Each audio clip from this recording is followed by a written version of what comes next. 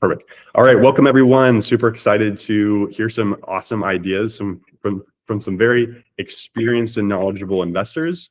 The format of this call today is going to be each person gets 3 minutes to chat about their idea. While they are chatting, we are going to be live commenting questions, reactions on their Yahoo Finance posts, and then we will discuss those questions live and hopefully get a lot of really good feedback for these posts. So first off, quick introductions. Marquise, why don't you go first with just who you are?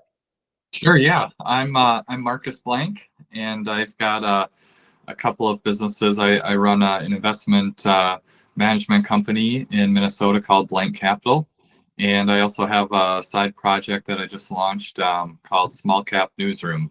So we're covering kind of the micro cap, small cap world. Just launched a website and a newsletter. So my passion's really in that small cap space. So looking forward to bringing some more of that insight to the Yahoo Finance community. Amazing, love that. Shailesh, how about you go next? Oh yes, my name is Shailesh Kumar, and I have been investing in small cap value space for a long time. I used to run Value Stock Guide earlier, and now I have started Street Investors Calculus. It's a newsletter. It's a membership site, a platform, but the focus is still the small cap value. Awesome. Great. And Sami, how about you? Yeah, sure. Somi, based in London, run a small hedge fund. We call it Helix Research. Me personally, 26 years as a equity investor right now, and Helix started about 2021, based on the fact that we are looking at two types of companies. One that is genuinely value, and the other one that pretends to be value. So what we do is the one that's of value, we take long on them. One that pretends to be value, we go short on them. And at a core behind this thesis is called Ecoeconomics, the books that I wrote. It's based on a structured mechanism that you're looking for companies that kind of generate value, not just to their shareholders, but to a larger community and the planet itself. Yeah. Very, very good. That's us. Yeah. Wonderful. All right, so let's jump right in. I'm going to go ahead and share my screen, and let's start with Shailesh because I've got yours up. The link to yours up. I will start a timer, and at 3 minutes, I will do this where I click this button and it will show a bunch of these reactions to let you know that you are ready to wind down. Okay. Marcus and Somi, if you could also pull up this post, it's in the, Shailesh put a link to it in the chat. And if you could live comment any reactions down here while he's talking, that would be great.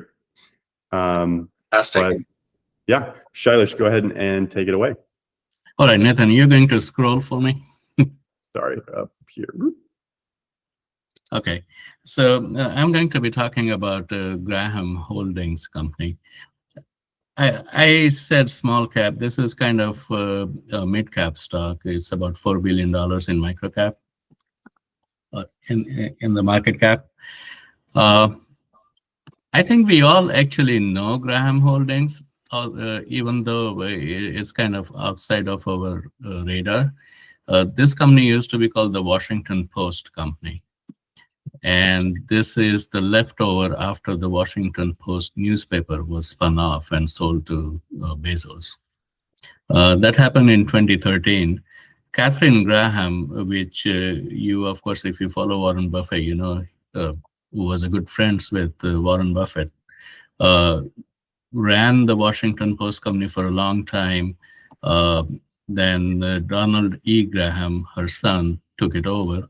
And today, this company is managed by Tim O'Shaughnessy, who is the son-in-law of Donald Graham.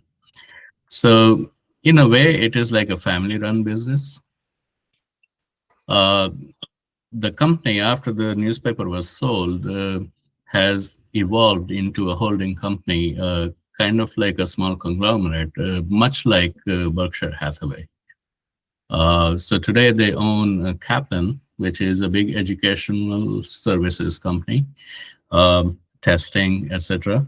They own Graham Media, which owns a few TV stations. They own Graham Healthcare. They own a few auto dealerships, some manufacturing businesses, etc.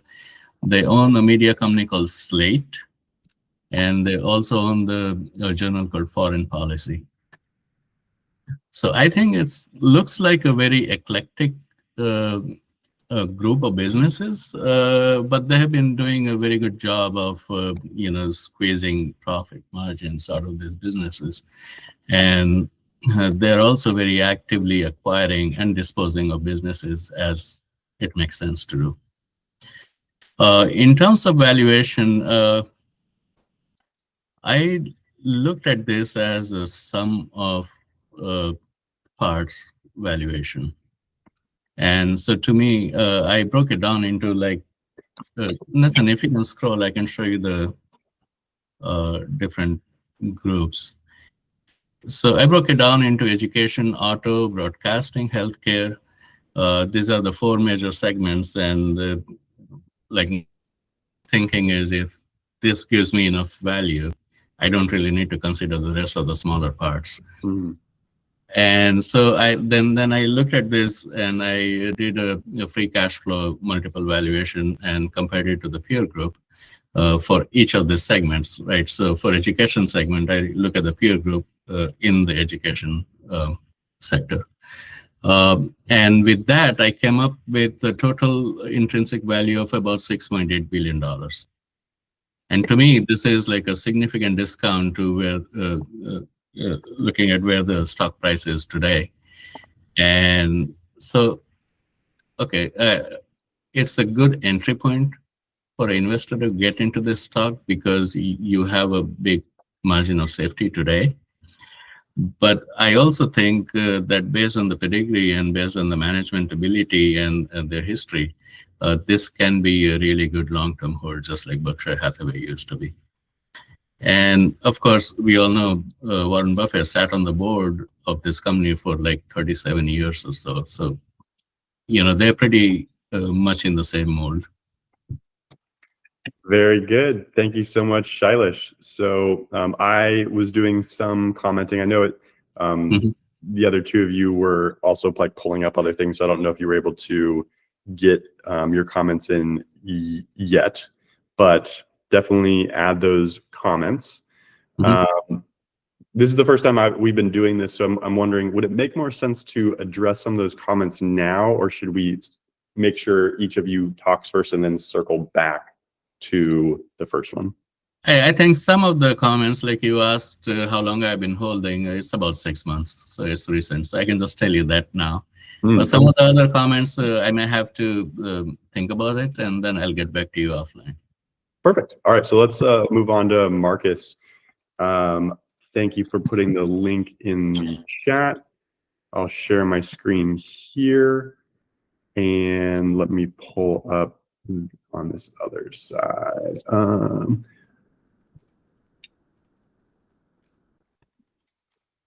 One moment.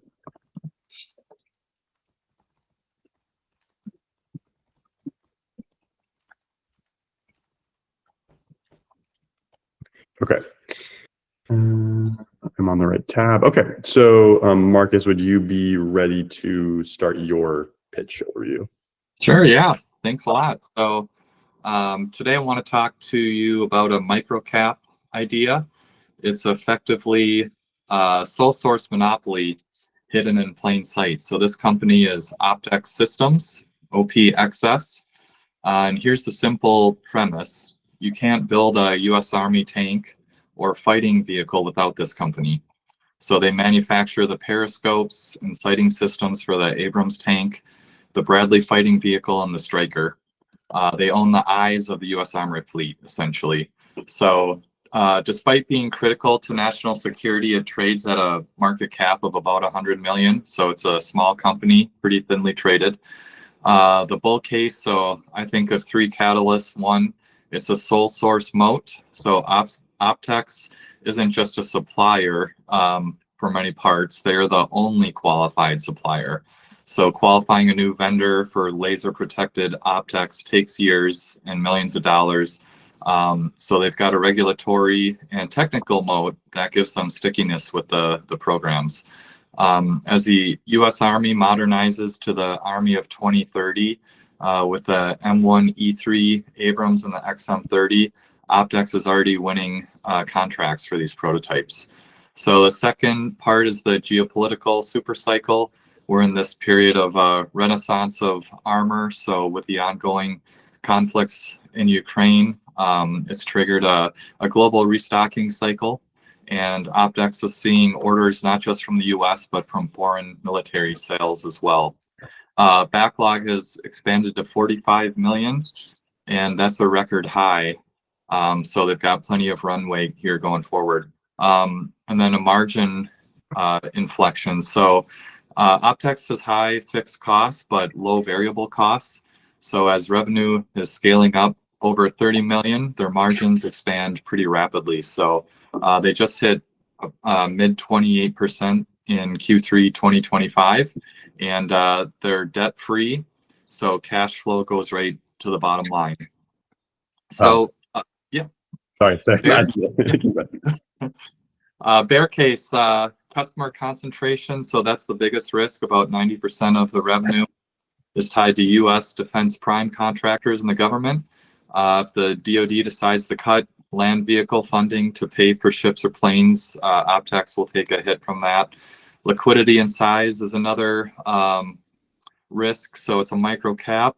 Average volumes around 25,000 shares a day. It's hard to build a large position, so funds can't really enter a name like this. And then recently there's been some turnover at the top. They've got a new CEO on board. There's been some insider selling, but that's been part of a planned approach rather than dumping shares. So I think right now this is about fairly valued. I entered Optex earlier this year when it was about 5 to 6 a share. It's been as high as 19. I think it's around 15 today. So it's been a pretty good investment. So yeah, that's all I have on Optex, and open for questions. Awesome. Okay, and great on time. I was just about to do that. So I'm going to refresh my page, and I've just added some comments there. Yeah. Perfect. Why don't we do I like, maybe we'll do this. Marcus, as you scan the questions, maybe just answer one, and because some of them are, maybe take more thought, but if there's an easy one to address, especially one of Sami's, then we can move on to Sami. So let's maybe do that. Yeah, so let's go. Yeah, key risk if there's peace and quiet everywhere.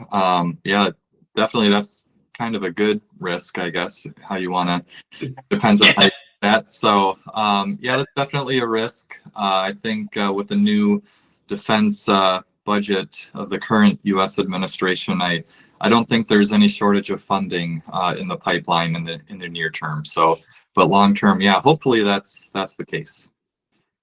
Yeah. Yeah, I find it darkly funny that peace is a risk, but in the business context, that is a good observation. Yep. Yeah. Yep, absolutely. Great. And just another quick note, one of the reasons why I'm commenting, just like a quote you said, this isn't really a question, but it is, it's like, something that stands out, something that if, when you're on Yahoo Finance, there's a lot of value to having these longer posts, and by longer it's not even that long, it's a 400 words, like one page. Yeah, but the way that consumers consume content is they notice there's quality here, but they probably are only skimming or not reading closely. And so comments like this, where someone just sort of mentioned something that stood out to them, is helpful to other readers. It draws attention, like, oh, someone's paying attention. It gives them like a reason to read it more. And we will be launching a new popular feed. And I will show you real quick. Here's the community right now. It's loading. We have the new feed. There's going to be a popular feed. And automatically, if you've been featured, your post will go into the popular feed. Oh, and the popular feed will be by most recent comment. So other posts have to get at least 5 comments to make it into the popular 10 upvotes. Yours get in there automatically just because it would, even if it doesn't have any comments or any up. But then it will get sold to the top every time that there's a new comment. So just by doing these quick comments, it helps it bring it back up. So basically what I'm trying to do is like help each other out, right? Like Shailish helps out Marcus by just like commenting every once in a while. That says up, do the same. My motivation is I want you guys to be the most prominent. I want you guys to show up because you are great work. The problem, and you're already kind of aware of this, we'll jump over to like DJI. If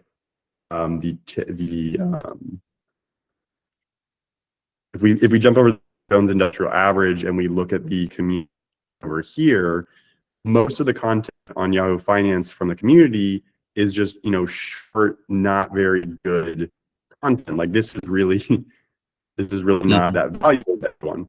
So as we roll out higher quality content, we want people like you popping up top of the feed and not this stuff. So hopefully that helps explain also why I'm encouraging comments like this.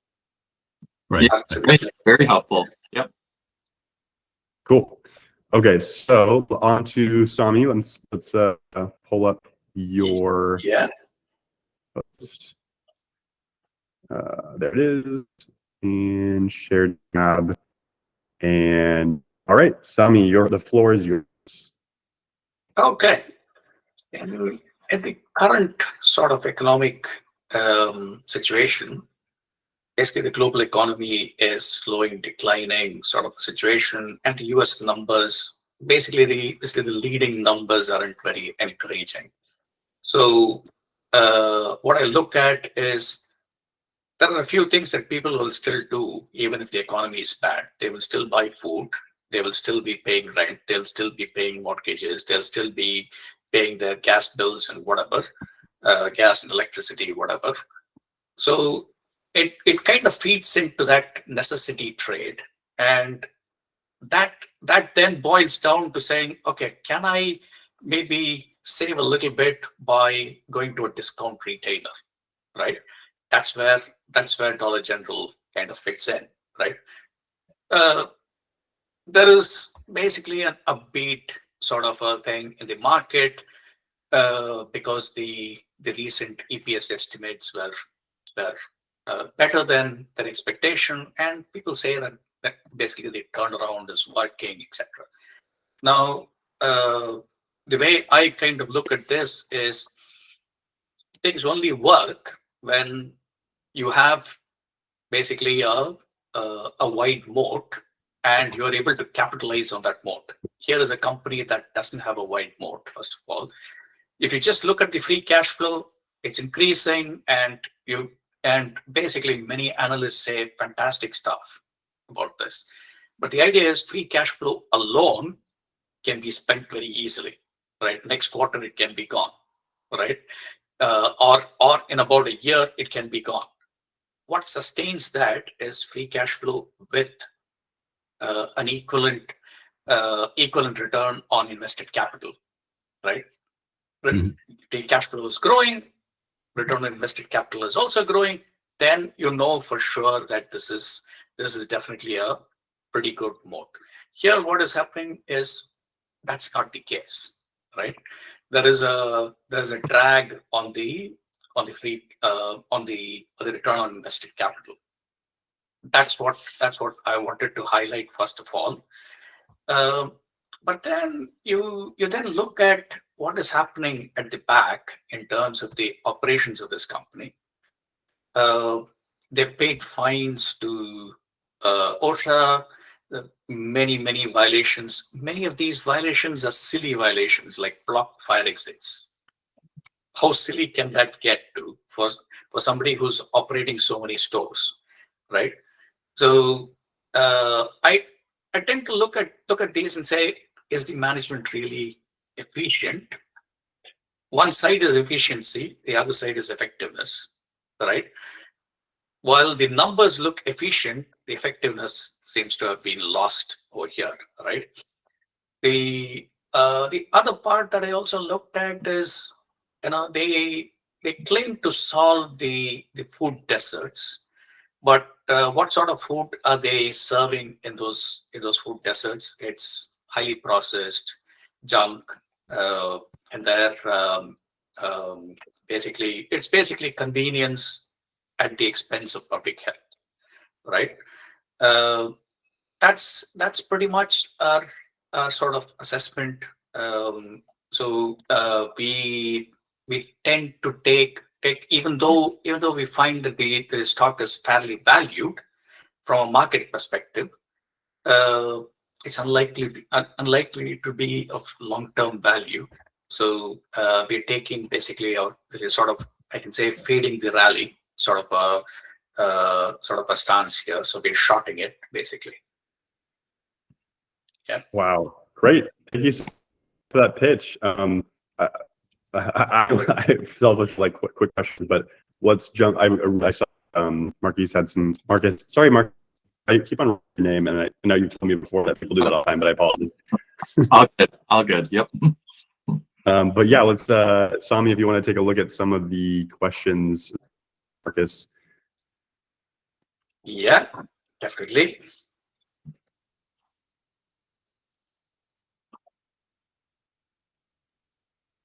Yeah.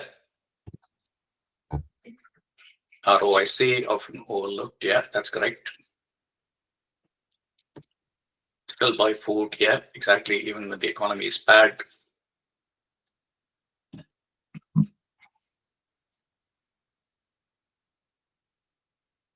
The spread between the ROIC and weighted average cost of capital, I can look back at that, but I think largely what is happening here is that they are basically squeezing the juice out of that business, not really growing it. That's the message that we're getting here. Got it. Yeah, that makes sense. Thank you. I'm commenting this right now, but are you also bearish Dollar Tree for similar reasons, or no opinion because you were looking specifically at Dollar General? We're looking specifically at Dollar General because it kind of comes out as that specific beta range at which we want to trade, right? Dollar Tree doesn't actually fit into that beta range, at least right now, right? That's a great answer. Thank you. And I guess another quick pro tip. So I just commented that. Are you bearish Dollar Tree for some reasons? And you said no. The pro tip would be, in a couple days or in a week, if you go back and you answer my question at that time, it'll shoot your post up to the top of the popular feed. So you don't necessarily need to do it now, but you could strategically like go do it later to resurface it. Sure. Cool. Yeah, I like it. Cool. I like that. Yeah. Was there Shailesh asked, how does this change into we go into a recession? Any thoughts on how a recession could change your thesis, or any thoughts there? I think if it, I think the likelihood of a recession has been there all through the year, right? Almost the entire year, we've had the likelihood of a recession. Will we go into a recession? We don't know as yet, right? But if we do, then these necessity trades are the ones that are likely to win, right? Like Dollar General, Dollar Tree, Walmart, for example, right? These are the ones that are likely to win, because what people tend to do is they tend to cut luxury spends. First cut luxury spends, then cut anything that is discretionary, and then go into if you're still looking to cut, then instead of your usual weekly shop, you try and look at discount retail as an option, right? Mhm. And as such, we don't have a lot of faith in the unemployment data at this particular point in time. I've always said, basically the US produces a lot of data, not necessarily good data, but right now we've got to a situation where the data can't even be trusted, right? Right. That's where we are now. Very good. Well, I want to say a quick thank you. We are pretty much at time. This has been super successful from my perspective. Because, hey, you've met each other now. Make sure that you're all following each other on Yahoo Finance. My hope would be like y'all could ask each other for favors in the future, or hey, here's my new post that's out. You all are growing really interesting and high quality publications. And so I'm a huge fan of y'all. I want you to succeed, and let's keep growing this network. If you have any suggestions, new ways to run this type of conversation, I'd love to do more of these. Each of you pairing you up with more different people or the same people, like I'd love to. So big thanks. And I do got to run to a meeting. I wish I didn't have a hard out, and I want to respect your time. If you have any feedback, shoot me an email, but would love to do this again in the future. Yeah, same here. Thanks a lot. Awesome. Thank you for having us. Thank you. Bye. Thanks for connecting us. Right. And thanks for being here late on a Friday night from London. So yeah. see ya. Thank you. Bye. Bye.